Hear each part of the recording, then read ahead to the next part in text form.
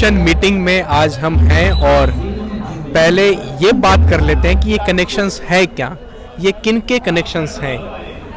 तो हमारे साथ में मनीष है जो कि लास्ट अभी आप पास आउट हुए मैं पास आउट हुआ हूँ। तो आप ही बताइए कि ये कनेक्शन मीटिंग अभी तक कितनी हो चुकी है और कनेक्शन के बारे में आपको कितनी जानकारी है अभी तक? ये जो IMC का है, जहाँ तक मुझे जानकारी है, ये इंडिया के सबसे बड़ा एलुमनाई मीट होता है यहाँ पे, और ये 10वां कनेक्शन है। दरअसल होता क्या है कि कनेक्शन के थ्रू जो पास आउट स्टूडेंट हो चुके हैं वो यहाँ आते हैं, साल में एक बार उनको आते हैं, कनेक्ट होते हैं। कनेक्शन जो वर्ड है ना, एक दूसरे से कनेक्ट होना, सीनियर जूनियर अपने से मिलना जुलना, और एक जो परंपरा चल पड़ी है IMC की, और कहते हैं जन संचार में आपको संपर्क बहुत जरूरी है, और कनेक्शन संपर्क का जरिया है। सही है। ये 10वां है और हर साल यहाँ IMC में बहुत धूमधाम से इसे मनाया जाता है। इस बार 25th जो सिल्वर जुबली हो रही है, तो ये किस बैच की? 1996 की है। 96 की है। और दूसरा इसमें एक प्लस पॉइंट क्या है कि हर फील्ड में जो लोग, जैसे रिपोर्टिंग में किसी ने एग्रीकल्चर में अच्छा काम किया है, किसी ने डेस्क पे अच्छा किया, प्रोडक्शन में, उनको अवार्ड भी दिया जाता है यहाँ पे इनके के द्वारा। तो अच्छा है, अच्छे से एंजॉय कर रहे हो कि नहीं? बहुत अच्छा, मतलब यहाँ आना ऐसा लगता है कि वापस से अपने घर आ जाना है। और काफ़ी पुराने जो अपने साथी हैं उनसे मुलाकात हो जाती है, सभी सीनियर से मिलना, अपने साथी से मिलना, एक अलग सा अनुभव मिलता है। तो इसके जितने भी रंग हो सकते हैं इस कनेक्शन के, वो सारे रंग दिखाने के प्रयास आप सब लोगों करूँगा। किसी की परवाह मत करो, मस्त रहो, खुश रहो। किसी की परवाह में ये वाइफ को नहीं, वाइफ वाला एक्सेप्शन रखना कि वो भी इंक्लूडेड है। You are first in this.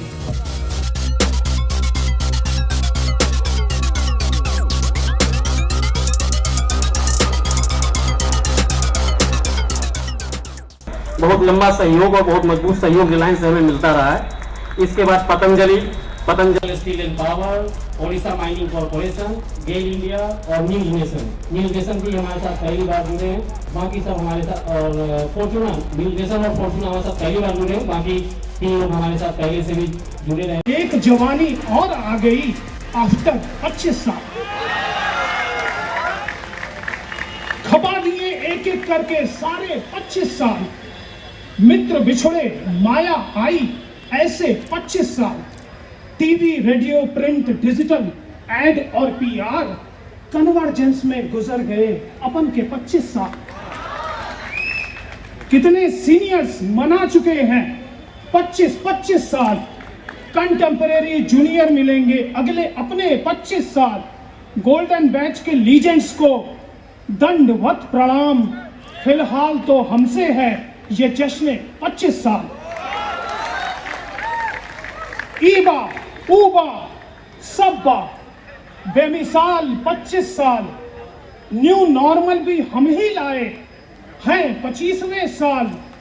DJ बाबू गाना बजाएं और होबे खेला, तब के क्रश के गम में झूमो आज 25वें साल।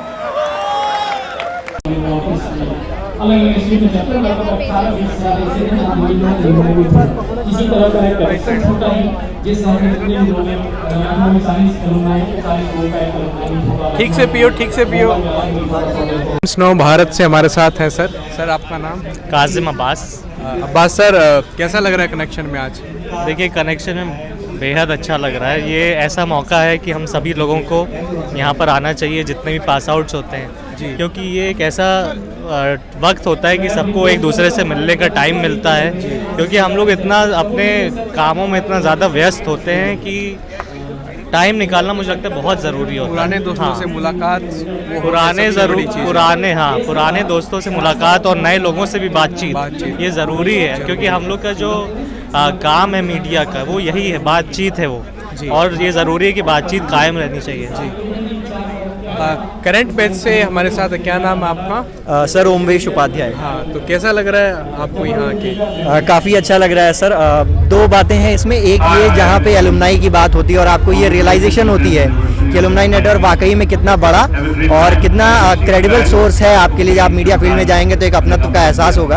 और दूसरा कनेक्शंस, जो कि आप टाइटल में भी देख सकते हैं। और वाकई में कोई ईगो नहीं है, लोग बहुत अच्छे से मिल रहे हैं, जितनी गाइडेंस हो पा रही है उस छोटी सी मुलाकात में वो सारी चीज़ें दे रहे हैं, तो वाकई में बहुत अच्छा एक्सपीरियंस है। Okay, thank you. पहले तो सर से पूछेंगे, सर कनेक्शन में मज़ा आ रहा है कि नहीं आ रहा?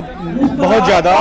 कोई मेरे लिए बहुत ही इम्पोर्टेंट ये डेट होता है जब भी कनेक्शन होता है, मैं मार्क करके रखता हूँ, कोशिश करता हूँ कि छुट्टी लूँ और पहुँचूँ यहाँ पर। मुझे अभी अभी पता चला कि सर को मतलब 12-13 बैच से हैं और अपने बैच के ये विकिपीडिया जो हैं कहलाते हैं। सर ऐसा क्यों कह रहे हैं आपको? ये दरअसल हमारे दोस्तों ने, हमारे बैचमेट्स ने ये मुझे ये नाम दिया। अब बेहतर वो तरीके से जान सकते हैं, हो सकता है मैं हर एक मुद्दों पर उनके क्लास के जो समसामयिक मुद्दे होते हैं उस पर मुखर रहता था, तो संभवतः इस चीज को लेके हमारे बैचमेट्स हमें प्यार से ऐसे तो गूगल विकिपीडिया के कहते रहते हैं। मुझे जो नाम पुकारा जाता था वो तो स्वाभिमान तो मैंने एक कविता बोली थी स्वाभिमान करके अपने बैच में 18-19 में, तो स्वाभिमान नाम जो है बुलाने लगे। तो ये होता है ना? हाँ, हर एक बैच में कुछ न कुछ आपको जो है सो ये देखने को मिलता है। हर एक बैच में एक आध दो लोग होते हैं जो कि इस तरीके से आता है, जैसे आपको स्वाभिमान कहा गया।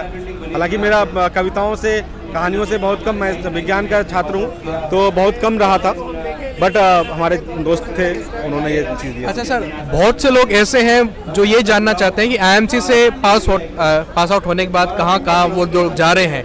तो आप 12-13 बैच से हैं, तो आपने अभी तक जो आपका करियर रहा है, तो कितने स्विच आपने किए हैं, अभी आप कहाँ हैं, ये सब? देखिए, मैं आपको शुरुआत से बताऊं, मैं भास्कर 12-13 बैच, जैसा कि आपने बताया, हिंदी जर्नलिज्म से था। मैंने एक चॉइस रखी थी, हिंदी जर्नलिज्म जी। तो मैं हिंदी जर्नलिज्म के लिए अप्लाई किया। हिंदी जर्नलिज्म में माँ भगवती, अपनी मेहनत, दोनों चीज़ मिला, मेरा सिलेक्शन हो गया और मैं यहाँ पर आया। 12-13 के पास आउट होने के बाद मैं न्यूज़ नेशन में एज ए इंटर्नशिप, जो यहाँ के मैंडेटरी इंटर्नशिप होता है, मैं इंटर्नशिप के लिए न्यूज़ नेशन गया। वहाँ पे बाकायदा हमारा सिलेक्शन हुआ। बट मुझे लिखने का, मैं ईमानदारी से कहता हूँ, मुझे लिखने का शौक था। तो लिखना कैसे हो ये मैं जानने की कोशिश यहाँ पर किया। IMC ने बहुत सिखाया, बहुत ही बारीकियों को सिखाया। न्यूज़ नेशन छोड़ के मैं न्यूज़ नेशन में से 3 गुनी कम सैलरी पर, लोग अधिक सैलरी भी जाते हैं, मुझे सीखने का मौका मिला, तो मैं 3 गुनी कम सैलरी पर भारत की अग्रणी संवाद एजेंसी यूनिवार्ता, मैंने यूनिवार्ता को ज्वाइन किया। यूएनआई जिसको कहते हैं, UNI अंग्रेजी है, यूनिवार्ता हिंदी है। तो मैं वार्ता में ज्वाइन किया as a sub editor, training sub editor हुआ, एडिटर के रूप में काम किया। प्रतियोगी परीक्षाओं का छात्र रहा था, शुरू से देते रहा था। ये उतार चढ़ाव आते रहे। फिर एक स्विच हुआ, एक अच्छा खासा स्विच हुआ। स्विच के बाद मैंने दूरदर्शन ज्वाइन किया। हाँ, 2019 से मैं कंटिन्यूसली दूरदर्शन में काम कर रहा हूँ। संस्थान का एक तरह से मेरे ऊपर एक सोशल बर्डन मेरे ऊपर जो अभी तक बरकरार रहता है, वो मैं अक्सर महसूस करता हूँ कि एक संस्थान का बर्डन, एक संस्थान का जो भार है, जो संस्थान का जो मेरे ऊपर एक कह सकते हैं कि लोन है, वो मेरे ऊपर है।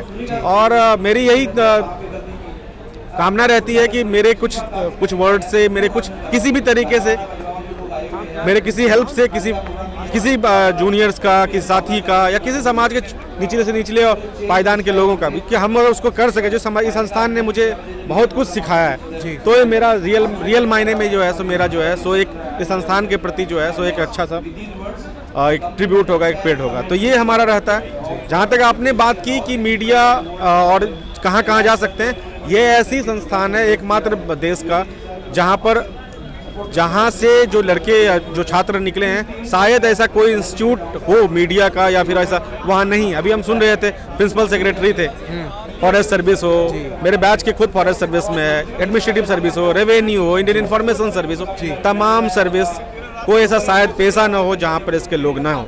छोटे से छोटे टीवी चैनल्स कहें, आप ब्लॉगर्स कहें, यूट्यूबर्स कहें, चाहे आप क्या कहते हैं पब्लिकेशन हाउस कहें, मीडिया के डिफरेंट जो ऑर्गेनिक कंपाउंड्स हैं उसमें जाएं, मौजूद है। मैं खुद पब्लिक सेक्टर ब्रॉडकास्टर में काम करता हूँ, असाइनमेंट पे हूँ, असाइनमेंट एक सबसेट, हाँ असाइनमेंट पे हूँ, nerve centre of news room कहते हैं। तो ये ड्यू टू अगर जो कुछ भी हूँ, इसका पूरा श्रेय इस संस्थान को जाता है, उसमें कहीं कोई दो राय नहीं है। तो ऐसे बहुत से लोग होते हैं जो अफोर्ड नहीं कर पाते बहुत सी बड़ी कॉलेजेस।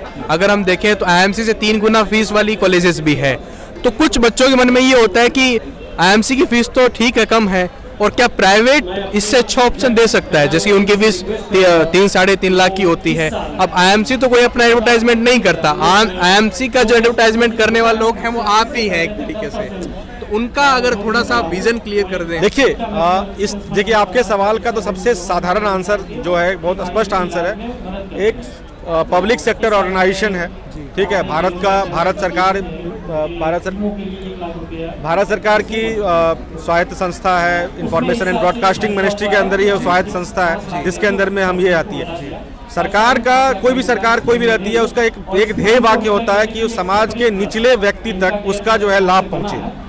तो आप ऐसे देखेंगे हर एक मिनिस्ट्री के अंदर में एक ऐसी ऑर्गेनाइजेशंस होती हैं, ठीक है, चाहे वो Indian institute of foreign trade हो, चाहे आप जो Indian institute of mass communication हो, तो ऐसी संस्थाएं रहती हैं। आईआईटीज भी तो है, आईआईटीज भी एग्जैक्टली। तो आप देखेंगे उसी कैटेगरीज में ये चीज है। ये कहते हैं कि ये मीडिया का आईआईटी एग्जैक्टली, आप कह सकते हैं इसको। और दूसरी बात, सबसे इंपॉर्टेंट बात ये है कि यहाँ पर आपको वो चीज मिलता है जिसको आप पे जो प्राइवेट इंस्टीट्यूट्स में उसके 3 गुनी या 4 गुनी या 5 गुनी कीमत पे आप चुकाते हैं। दरअसल ये संस्थान का ध्येय लाभ कमाना नहीं रहता है। इस संस्थान का ध्येय सामान्य सा है कि आम जन तक जो मेरिटोरियस स्टूडेंट है वो पहुंच सके। जैसे मैं शायद या मैं दावे के साथ कह सकता हूं कि अगर किसी में 3 लाख के स्टूडेंट 3 लाख रुपए के जो फीस वाले संस्थान में मैं नहीं पढ़ सकता।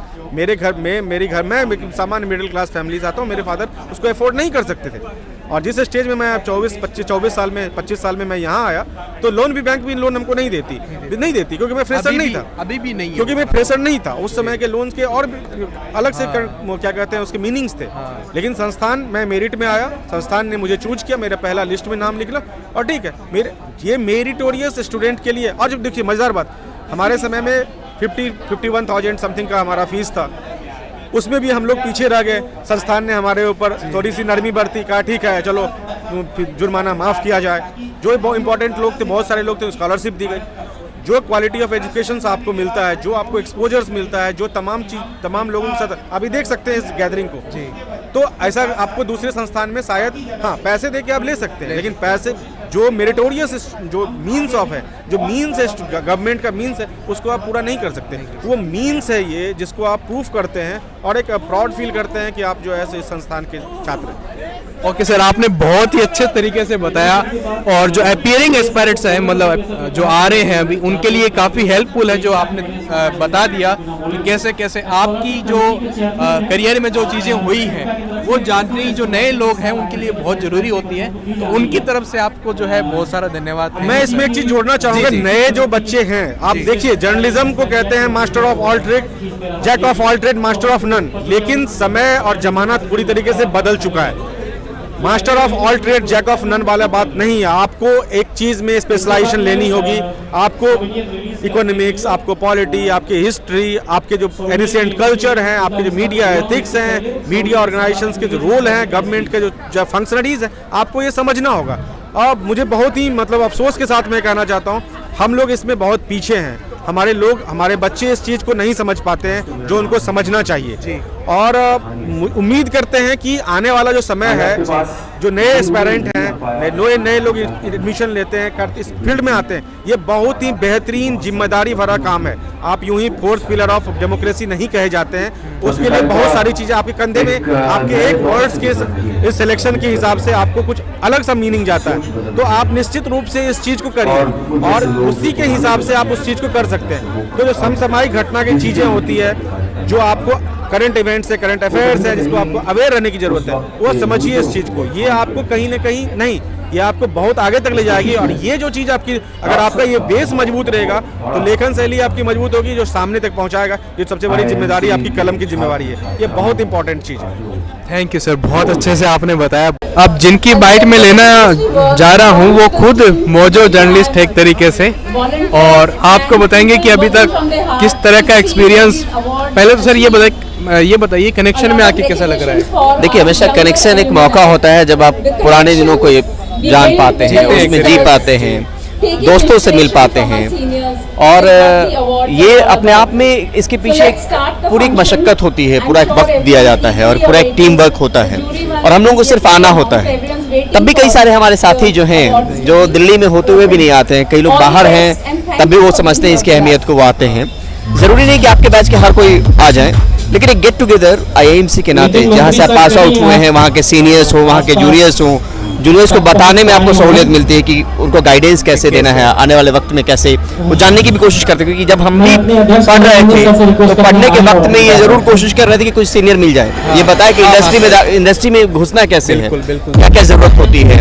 और दूसरी वजह ये होती थी क्योंकि वैकेंसी नहीं आती है, तो किसी के जरिए आपको वैकेंसी पता चलता है। तो एक गेट टुगेदर में लोगों से मिलने का एक मौका मिलता है, तो अपने आप में बहुत एक्साइटमेंट रहता है हर साल। मैं कमोवेश हर बार आता हूँ, क्योंकि IIMC की वजह से जो हूँ उसमें एक IIMC की बहुत अहम भूमिका है। आपने IIMC की इम्पोर्टेंस को काफ़ी आगे रखा सर, तो मैं ये जानना चाहूँगा कि क्या डायनेमिक्स आपकी लाइफ में इसको लेकर आए कि यहाँ से आप कहाँ सबसे पहले पोस्टेड हुए, उसके बाद कैसे आपको, जैसे आप NDTV में हैं, कैसे NDTV में आपका जाना हो पाया? देखिए होता क्या था कि जब हम लोग स्टूडेंट थे 2005-06 में, तो कहा जाता था कि प्रिंट में अगर आप गए हैं तो प्रिंट वालों को इलेक्ट्रॉनिक में आने में दिक्कत होती, तरह तरह की चीज़ें आती थी, धारणाएं। इलेक्ट्रॉनिक में नहीं जा सकते, कुछ लोग कहते थे कि कहीं से भी शुरुआत आपको करनी जरूरी है, कुछ लोग कहते थे दिल्ली में नौकरी करनी है या नौकरी करनी है। कुछ लोग ऐसे कहते हैं या प्रोफेसर भी ऐसे कहते हैं कि प्रिंट में जाना पहले अच्छा रहता है, उसमें आप शब्दावली पे जो लेखन है उसमें आप अच्छे हो जाते हैं, उसके बाद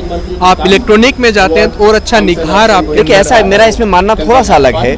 अगर आप धीर गंभीर हैं तो कहीं से भी शुरुआत करेंगे और आपकी जो कमियां होंगी वो उस माध्यम में रहते हुए दूर हो जाएंगी। ठीक है। इसके लिए कोई ज़रूरी नहीं कि आप इलेक्ट्रॉनिक में अगर जगह बनाना चाहते हैं तो प्रिंट से ही शुरुआत होनी चाहिए। प्रिंट को एक अच्छा माना जाता है, क्योंकि आज भी अगर गंभीर पत्रकारिता की बात करेंगे तो अखबार ने वो जिंदा कर रखा है अभी भी। तो प्रिंट से शुरुआत या इलेक्ट्रॉनिक शुरुआत, कहीं भी शुरुआत करना बहुत ज़रूरी होता है, क्योंकि जब आप नए होते हैं, आपके पास अनुभव नहीं होता तो फिर आपको कहीं पे एंट्री मिलने में दिक्कत होती है। तो कुल मिलाकर आपको शुरुआत करनी चाहिए कहीं से भी, वो चाहे दिल्ली हो, दिल्ली के बाहर हो। क्योंकि मैंने एक बात अभी आपसे कही कि मुझे किसी सीनियर ने कहा कि नौकरी दिल्ली में करनी है या नौकरी करनी है, मैंने कहा नौकरी करनी है, तो फिर जहाँ मौका मिले वहाँ चले जाओ। और मैंने शुरुआत श्रीगंगानगर से की थी, दैनिक भास्कर से, वहाँ रहा, फिर पंचकुला में अमर उजाला में रहा, फिर राष्ट्रीय सहारा नोएडा में रहा, और उसके बाद 2007 दिसंबर से मैं NDTV के साथ हूँ। तो वो भी एक सीनियर है IIMC के, उन्होंने बताया कि वैकेंसी है, तो फिर इंटरव्यू के लिए आप अपियर हुए और उसके बाद सारा कुछ। रवि सर भी जो है यहीं से पास आउट हैं जी, उनके बारे में कुछ खास बात अगर आप बताना चाहें। देखिए जो चीजें हैं सामने में, जो वो प्रोग्राम करते हैं, कितनी मेहनत होती है, क्योंकि सुबह से वो लगे होते हैं अपने रात के प्राइम टाइम के लिए। मैं इसलिए जानता हूँ क्योंकि मैं उस टीम का हिस्सा नहीं हूँ, लेकिन कई बार स्टोरी हम जैसे रिपोर्टर से भी डिमांड होती है प्राइम टाइम के लिए। तो सुबह 8-9 बजे ही चीजें या 10 बजे आपके पास आनी शुरू हो जाएंगी, फिर उसका फॉलो अप करते रहेंगे। तो उनके प्रोग्राम में जो पूरी मेहनत होती है, एक टीम तो है ही, लेकिन रवि सर खुद भी बहुत ज्यादा मेहनत करते हैं और वही मेहनत जो है टीवी पे आपको रिपोर्ट के तौर पे दिखाई देती है। Thank you sir, thank you.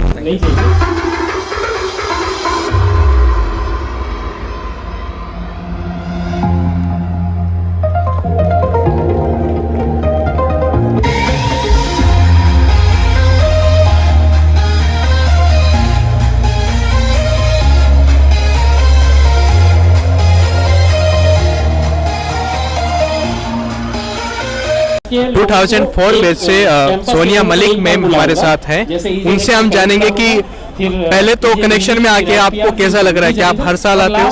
नहीं, मैं लास्ट 4 साल पहले आई थी, उसके बाद मैं आज आई हूँ और मुझे कनेक्शन में आके बहुत अच्छा लगता है, बिकॉज बहुत सारे फ्रेंड्स मिलते हैं और प्रोफेसर्स मिलते हैं and you get to know lot of people. तो अभी करियर के बारे में आपके बात करें कि IIMC से पास आउट होने के बाद क्या क्या चीज़ें मतलब आई सामने? IIMC के पास होने के बाद मुझे बहुत ही जल्दी PR में एजेंसी में जॉब मिल गई थी, फिर मैंने मीडिया हाउस में भी काम करा, उसके बाद मैंने ब्रेक लिया, फिर मैंने मास्टर्स ऑफ मास कम्युनिकेशन किया, उसके बाद मैंने IIMC में as an assistant teacher I was in 2008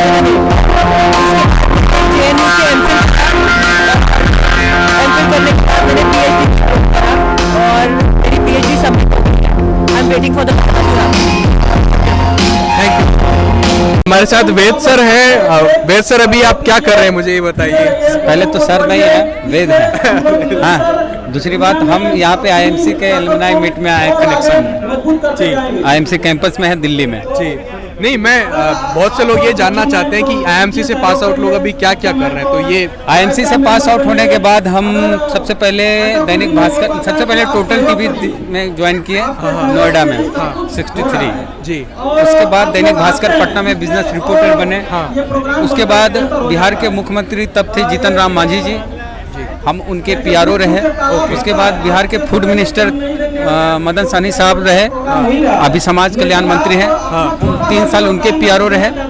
उसके बाद अपना यूट्यूब चैनल हमारा फेसबुक जी, उसी को चलाते दौड़ाते हैं। और कनेक्शन में हर साल आ रहे हैं सर आप? नहीं, दूसरी बार आए। दूसरी बार ही? बहुत कम आना हो, बिजी रहते होंगे सर आप? थोड़ा सा, लेकिन आते हैं तभी? आते हैं, मिलते हैं, एंजॉय कर रहे हैं। चलिए सर, एंजॉय करते हैं फिर। Thank you. क्या नाम है सर आपका? कुमार। सर किस बैच से आप? 97-98। तो आप हर साल आते रहे हैं कनेक्शन? हर साल आते, पिछले 10 सालों से? पिछले 10 साल से लगभग। कैसा एक्सपीरियंस रहा है यहाँ आना? जैसे इस उम्र में भी लगता है जैसे कॉलेज आके जो खुशी मिलती है, बहुत सारी यादें, बहुत सारी वो चीज़ें यहाँ बिखरी हुई हैं। पुराना वक्त जब हम हमारे मन में सपना होता था कि हमें कुछ करना है, पढ़ना है, तो वो सारी चीज़ें याद आती हैं जो कि आपको हर साल नई चीज़ सिखाती है। अच्छा सर, इसमें क्या है कि बहुत से लोग जो अभी करंट बैच में हैं और या जो आईएमसी आना चाहते हैं, तो वो जानना चाहते हैं कि किस तरह की जो एक करियर हम देखते हैं कि अगर आप बताएं अपने करियर के बारे में कि आपने अभी तक क्या किया, कैसे किया, तो वो थोड़ा सा इजी होता है उनका विजन को लेकर कि आईएमसी क्या हमें दे सकता है। वो 24-25 साल पहले का जर्नलिज्म और आज का काफी बदल गया है। पहले इन्फॉर्मेशन का सोर्स जो है आपकी जानकारी, आपकी किताब, आपका पर्सपेक्टिव, उस पर सब पे होता था। अभी क्या है, डिजिटल मीडियम में इतना सारा इन्फॉर्मेशन के एक तरह से कहिए बम्बार्डमेंट, आपकी महिमा, तो अभी आपके लिए सिर्फ लिखना और पढ़ना ही काफी नहीं। थैंक्स टू इनका आपको स्पेशलाइज करना, मुझे करना क्या है, मुझे टीवी करना है, मुझे प्रिंट में जाना है, या फिर जो डिजिटल मीडियम है जिसमें वीडियो भी है, ऑडियो भी है, पॉडकास्ट है, यूट्यूब, मतलब इसके लिए आपको ये तय करना होगा कि मुझे करना क्या है। और दूसरी बात, सबसे बड़ी बात क्या है कि जर्नलिज्म का जो बेसिक डिसिप्लिन होता है, हर रोज अखबार पढ़ के तमाम माध्यमों से सूचना ही ये बहुत आप इसको अपने को जैसे पढ़ाई तो हर जितने भी तरह की स्टडी होती है सब अपने आप में एक तपस्या होती है, लेकिन इसकी रिक्वायरमेंट होती है कि आप कंटिन्यूटी कितना बरकरार है। तो एंजॉय कीजिए सर आप। Thank you sir. Good evening. 12-13 batch के हिंदी जर्नलिज्म के साथी हमारे साथ हैं। तो सर कैसा लग रहा है आज कनेक्शंस में आके? बहुत बढ़िया लग रहा है, बहुत बेहतर। हर साल आते हैं आप? लगभग आते हैं। आप भी? हर साल नहीं हो पाता है, लेकिन जब भी मौका मिलता है मैं भागता हुआ आता हूँ। अभी आप कहाँ पोस्टेड है सर? अभी मैं पोस्टेड नहीं हूँ, मैं अपनी स्टार्टअप कंपनी चलाता हूँ जी, और बिहार में उसका बेस है। ओके। तो यही अपना चल रहा है। मैंने 8 साल नौकरी की, ओके। अब अपना स्टार्टअप है। आपने सर? मैं अभी बायजूस में हूँ। बायजूस जो उसका यूपीएससी वाला सेगमेंट है, अच्छा, उसमें मैं असिस्टेंट मैनेजर है जो वर्क कर रहा हूँ। बहुत ही अच्छा सर जी। Thank you sir.